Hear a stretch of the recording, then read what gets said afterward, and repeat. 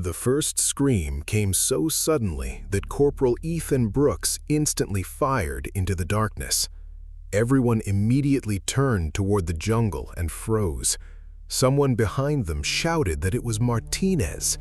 The American platoon was deep in the jungle near the Cambodian border during the summer of 1969 after a failed operation against Viet Cong positions. They had lost their route hours earlier, and now Richard Martinez, the youngest soldier in the unit, had disappeared as well. The radio barely worked, the map was ruined by rain, and the compass kept pointing in different directions. Sergeant Clayton Harris had already tried several times to find the right path, but the jungle looked exactly the same from every side. The soldiers stood ankle-deep in mud, with their rifles aimed forward. The air was hot, heavy, and smelled like rot. Nobody spoke loudly because everyone was nervous after hearing the scream. Harris ordered the men to stay quiet and listen. At first, there was complete silence, but then something started moving in the bushes ahead of them. The sound was slow and heavy, like something large was forcing its way through the thick jungle. Medic Samuel Carter switched on his flashlight and pointed it between the trees. A few seconds later, a human figure appeared in the light. It was Martinez.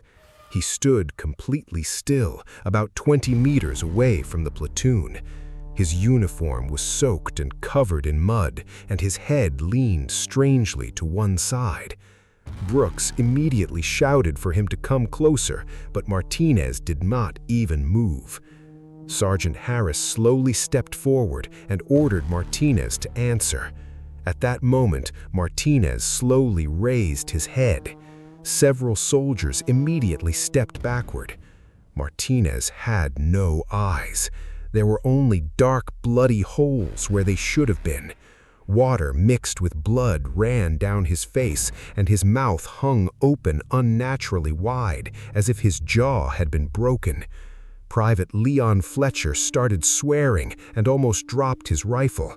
Carter quietly whispered that it was impossible, but nobody was listening anymore. Suddenly, Martinez began speaking in a rough voice that did not sound human at all. "You will all die here." After those words, something moved behind him between the trees. At first, the soldiers could only see a dark silhouette, but then Carter raised the flashlight higher, and everyone realized the thing was nearly 7 feet tall. It stood between the trees and slowly moved forward. Its arms were unnaturally long, and its skin looked gray and wet, like a body that had been lying under water for days. Brooks opened fire first. The others immediately started shooting as well. The jungle filled with the sound of automatic gunfire.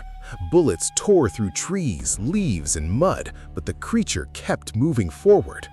Martinez did not even fall. His body jerked from the impact, but he simply stood there staring at them with his empty, bloody eye sockets. Then more silhouettes began appearing in the darkness around the platoon. The soldiers opened fire into the jungle almost at the same time. Bursts of gunfire ripped through trees, bushes, and the dark figures moving between them. Corporal Brooks shouted for everyone to hold their positions, but panic had already started. After the first shots, a strange scream came from the darkness, and then something suddenly ran through the trees on the right side of the platoon. Private Leon Fletcher turned toward the sound and instantly screamed. Something grabbed his leg and dragged him into the mud. The other soldiers only managed to see the hands, long, gray, thin, with black claws. Fletcher fired wildly into the darkness while being dragged through the swamp. Within seconds, he disappeared into the bushes. His screams could still be heard for another 10 seconds before everything suddenly went silent. "Fall back! Fall back!" Sergeant Harris shouted. The platoon began retreating through the jungle. The rain poured so heavily that the flashlights barely showed anything. Soldiers tripped over roots, fell into the mud, and constantly looked behind them. Ethan Brooks saw silhouettes moving between the trees several times. They moved alongside the platoon and never fell behind.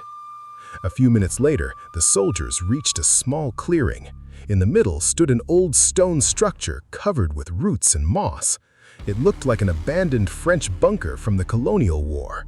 Part of the roof had collapsed, and old crates and rusted barrels were scattered around it. "Inside!" Harris ordered. The soldiers quickly rushed into the bunker and blocked the entrance with pieces of metal debris. Inside, it was dark and smelled of dampness. Medic Carter immediately started checking the wounded. One soldier had cut his leg, another had hit his head badly during the retreat, but nobody talked about the main thing. Fletcher was gone. Brooks sat against the wall, trying to calm his breathing. His hands were shaking. Quietly, he said that he had seen the creature up close. According to him, it looked neither human nor animal. Its skin looked like it was rotting before his eyes, and its mouth was filled with small black teeth. Harris ordered everyone to stay quiet and save their ammunition. Then he walked toward an old wooden table in the corner of the bunker. Some papers and a damaged notebook inside a waterproof cover were lying on top of it. "Someone was here before us," the sergeant said quietly. Carter picked up the notebook and started reading the entries under the flashlight.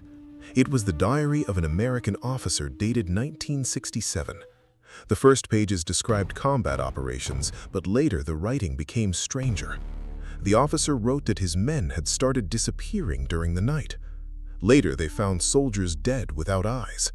In the final entries, the same sentence appeared over and over again. "It lives underground. Do not listen to the voices in the jungle." At that moment, a dull came from below. Everyone instantly went silent.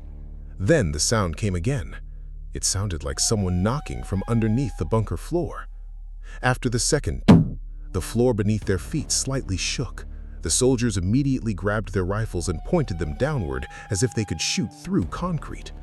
The bunker became completely silent. The only sounds were the rain outside and the heavy breathing of the men. The came again, this time stronger.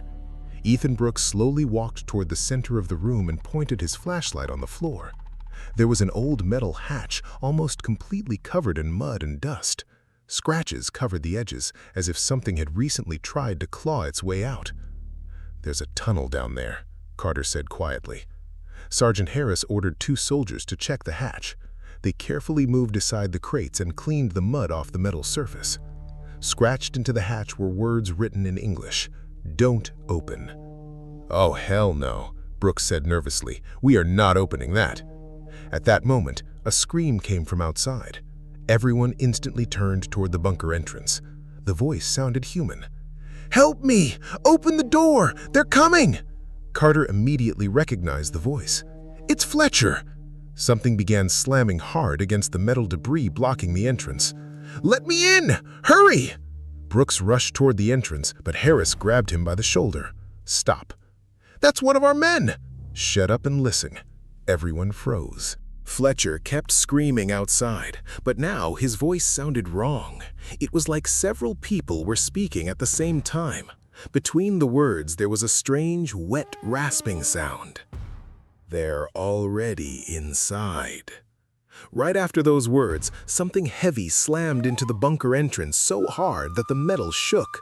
The soldiers immediately started backing away.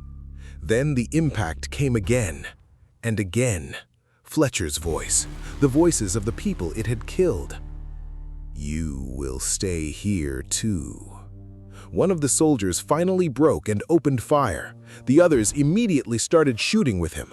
Bullets slammed into the creature's body, but it did not even fall. A second later, it suddenly charged forward. Everything turned into chaos. Carter screamed when the creature grabbed him and smashed him against the wall so hard that he stopped moving instantly. One soldier tried to run back into the tunnel, but other black-eyed figures rushed out of the darkness and attacked him. Brooks and Harris backed toward the far wall while firing non-stop. Harris pulled out his last grenade, removed the pin, and looked at Brooks. "Run." "Sir." "Run." Brooks sprinted into a side tunnel at the exact moment Harris charged directly at the creature. A second later, an explosion thundered underground. The tunnel violently shook. Dirt started falling from the ceiling. Brooks fell into the water and crawled forward through dust and darkness. Behind him, he could hear screams. Not human screams. Loud, raspy, angry screams. Then everything suddenly went silent. Several hours later, Brooks crawled out of the tunnel somewhere deep in the jungle. Dawn was already beginning to rise. He was covered in blood and mud and could barely speak. A few hours later, an American helicopter found him. When the officers asked where the rest of his platoon was, Brooks said only one sentence: "Don't go into those jungles." 2 days later, the military sent another unit to investigate the area near the old bunker. None of them ever came back.